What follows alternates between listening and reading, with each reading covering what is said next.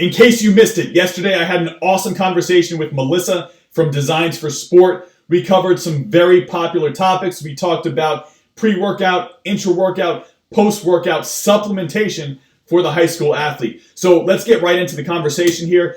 We know for a fact that if coaches place a high value on performance nutrition, some people obviously are going to get uncomfortable. That's simply because they don't see the value in it. Now, we know that a high quality performance nutrition and supplementation protocol is going to reduce an athlete's risk of injury and improve their on-field performance. The science is all there. So with that being said, the best type of ability is availability. We want our athletes on the field and also to be successful on the field. If they can incorporate some of these protocols, they will be in a better position to succeed.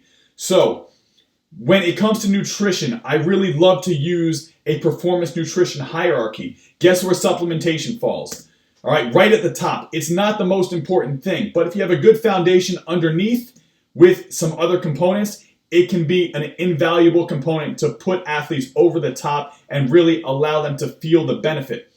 Testing and evaluation is always going to be the first foundation of the pyramid. If we don't know our goal, if we don't know what we're looking to achieve, then it becomes very challenging to use the right protocols. So we have to get on the same page with that. And then when we look at quality of the food or quality of the supplementation that we're putting in our body, we want to make sure that it's not inflammatory, because if the body is fighting inflammation, chronic inflammation, even at a young age, it's going to be very hard to put on good quality muscle mass. It's going to be very hard to lose body fat.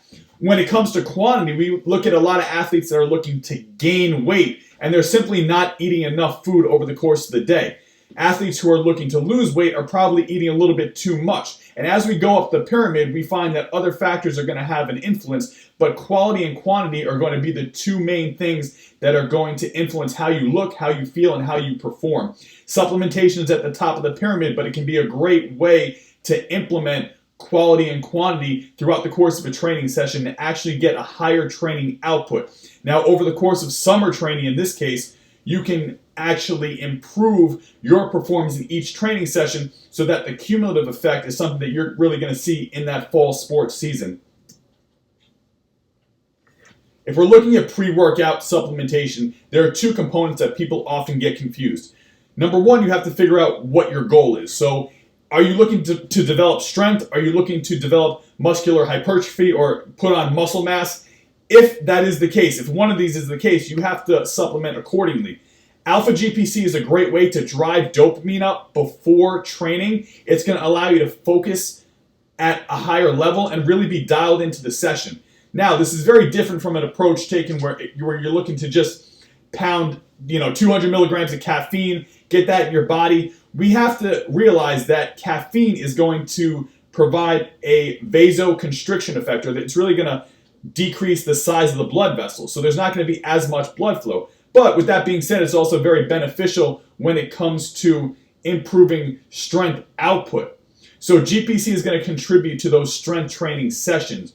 In Alzheimer's patients, this has also been shown to be very beneficial because it helps brain function, it helps cognitive function. And anecdotally, I've used it throughout chiropractic school along with a bunch of my classmates, and it helps you focus during class a lot more than if you didn't have it. So if you're taking it before training, it's a really cool trick to use on a regular basis on strength training sessions. Now, if you're looking to put on muscle or you have a higher volume of training and you're looking to get that pump, then having something like a beetroot powder or something that's going to open up your blood vessels and allow more nutrients to get to the muscles by that blood flow. Beetroot is an awesome supplement, and it's a lot less expensive than something like back in the day NO Explode, which is going to be the same thing but at a really higher price point. And usually a big problem with the supplementation on the market is that it's going to combine both something that's a vasodilator and a vasoconstrictor. So you're really not getting the benefit of either. Understand your goal in training and supplement accordingly. So caffeine is something that you don't necessarily need to use. Honestly, if a high school athlete needs caffeine, then we have to go back, look at sleep, look at food, look at hydration levels, and really take that into account and look at that foundation of the pyramid to find out what's going on. Because they shouldn't need to have caffeine. Neither of these supplements have caffeine in them, and they're going to be extremely beneficial if you take care of the quality of the food and the quantity of the food. You're not going to be successful on gummy bears. So, this is what an ideal fridge would look like before you got to your training session. There's an opportunity to get applesauce in, hydration with water, and then as you can see, there is glass isopure. So that's obviously something that we had to do at UCLA just because there were very limited options because we were restricted from the NCAA to give any type of essential amino acid or any type of true intra-workout that's going to be a more broken down form of protein. As you can see in that bottom portion of the fridge, those shaker cups all have athlete's name on them and the quantity of the supplement for post-workout nutrition is all labeled. So it was a very easy way to shape the path for the athlete. The fridge was in the weight room. It was set up like that when the building was built. When they walked in the door that morning, there was either a supplementation laid out or they went right up to training table to have a meal. So for the high school athlete, waking up, having breakfast within an hour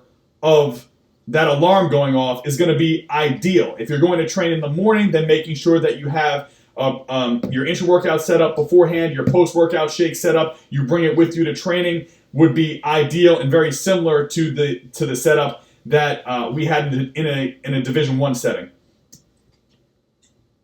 So when it comes to intra-workout, this is something you can't afford not to have. All right, when we train, we break down muscle, and we're literally trying to recover as soon as we're done with that. So in order to reduce the amount of muscle protein breakdown, we use a supplement that's an essential amino acid that reduces the amount of breakdown during your session so that you're already at a better place when you finish and you've kick-started the recovery process before the recovery process even needs to begin. We have to keep in mind, training is the stimulus and recovery is the adaptation. So essential amino acids is a non-negotiable for me when it comes to what you are drinking during your training session. You have to keep in mind that leucine, which is one of the 9 essential amino acids, is going to be absolutely key. It's going to drive muscle protein synthesis up. It's going to reduce the breakdown of muscle throughout the training session, but it needs to be taken in combination with its friends, the other 8 essential amino acids. So just going to the store and buying leucine and supplementing with that is not going to do you any good. It needs to bring its friends to the party, and that's why we use the essential amino acids during training. It's an incredible way to just feel more energy throughout your training and reduce the muscle breakdown, which sometimes athletes aren't even going to feel. The adrenaline's high, and it may not be something that's directly an impact in that session, but over time, you certainly see the results. Hydration complex is another non-negotiable.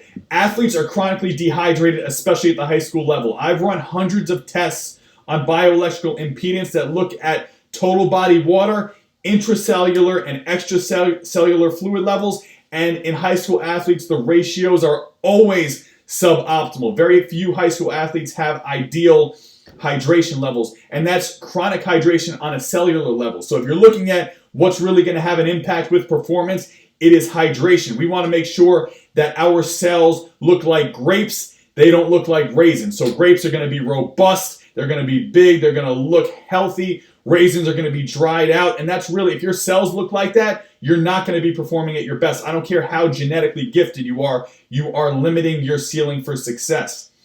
In addition to that, the hydration powder is going to allow and really play a role in the utilization of those amino acids and making them a little bit more effective, as cells are going to be more prone to bringing those amino acids into the inside of the cell. And that's going to be really effective in overall weight, muscle mass gain. If you're trying to lose body fat, it's going to have an impact on all of that, and most importantly, the recovery process. So by the time you realize that you're not hydrated, it's going to be too late. Don't wait until you're feeling thirsty. That's just a staple in hydration education. Start drinking early and often. Wake up, have that glass of water early on, and then start using that hydration powder in that intra-workout on a regular basis. It's going to make a huge difference. So lastly, that post-workout shake. What do you want to have in it? How much? This is a question that I get very frequently. So at UCLA, we use in our intra-workout formula something called Pepto Pro, and that was a broken down form of whey protein. It's more easily digestible. We had to use that as part of our intra-workout because, and this is extremely stupid on the part of the NCAA, but you're not allowed to give essential amino acids, which just makes no sense. The problem with the peptides that we gave were they're very hard to flavor, so you have to mask the flavor because they don't taste very good.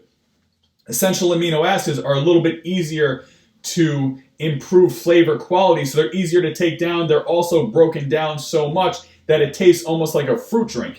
When it comes to post-workout, what Designs for Sport has done is taken that concept of peptides and used it for the post-workout shake. So those peptides are going to be extremely easy to digest for the average person who may have trouble digesting a traditional whey protein. It's going to be better absorbed, and they did an amazing job of flavoring this. So taste is not an issue. It's really a combination of a lighter whey protein and an intra-workout. So kind of like in that middle ground where it tastes amazing, it's easily digestible. It's exactly what we want in post-workout nutrition. Now, how much should we be taking? Ideally, my recommendation is to take 25% of body weight in post-workout nutrition protein. The idea is not to address potentially an anabolic window, which there's been some controversy really pointing toward the fact that this is not as important as we once thought. This is important because, number one, you're getting quality protein in, and you're also addressing the quantity need, where most athletes are not getting in the amount of protein that they need on a regular basis in order to optimize body composition, increase muscle mass, or decrease fat. Regardless of what you want to do, that protein goal has to be accounted for, and having a quality protein at the end of every training session, because it's just something that your team does or something that you do as an athlete, it's a habit, it's built in, is going to allow you to get a really high quality amount of calories into your regimen for the day. And that's something that we just have a tough time addressing with high school athletes. They simply don't eat enough. So it's a non-negotiable. Leucine content in here is ideal. It's what we want to have post-workout. And we really want to avoid anything like a soy protein shake. For some reason, there's an increasing popularity in these Herbalife companies, and they're selling these soy protein shakes. Like, are you kidding me? All the coaches that I've spoken to have just totally bashed this idea. The research bashes it. Leucine content's going to be lower. Whey protein, we know, is more anabolic. The only situation where this would work if somebody was simply not getting enough calories in, and soy protein accounted for more calories throughout the day, which is a terrible way to look at things, and it's not any way to optimize performance. And the worst thing is that the prices on this are ridiculous. So do not waste your time with that type of protocol. They're literally stealing from you. Get a high-quality post-workout supplement like hydrolyzed iso whey protein, and use that to just put yourself in the best position to recover and to build muscle. I mean, that I shouldn't even have to say this, but I have to. I have to address this. The second part of this is that we have to make sure that we're rotating our protein. So while this is great, if you had it every single day for every training session for all 4 years of high school, then it may not be the best option. I love to rotate beef protein, which is going to really help with recovery. It has a higher level of collagen as well, and goat whey protein. So those are my two others that I really like. So the Designs for Sport beef whey protein, it has a chocolate and vanilla flavor. I've gotten tremendous feedback on both of these, and I highly recommend giving it a shot or rotating it in at least once or for 1 month out of every 3 months. Next, we have to look at carbohydrates, and we have to utilize this as training depletes glycogen levels, and that's going to lead to an inability to contract our muscles in the best way possible for hypertrophy or muscle mass benefits, and it's also going to hamper our recovery. So if our glycogen stores are depleted and we don't do anything to re-up those stores, our athletes are not going to be in the best position to really succeed like anything else. How much should we use? I really would recommend for athletes that are looking to gain weight, aiming for 1 gram per pound of body weight. So if you're 200 pounds, that's 200 grams. So you can split that up to 100 grams in the intra-workout shake, 100 grams in the post-workout shake.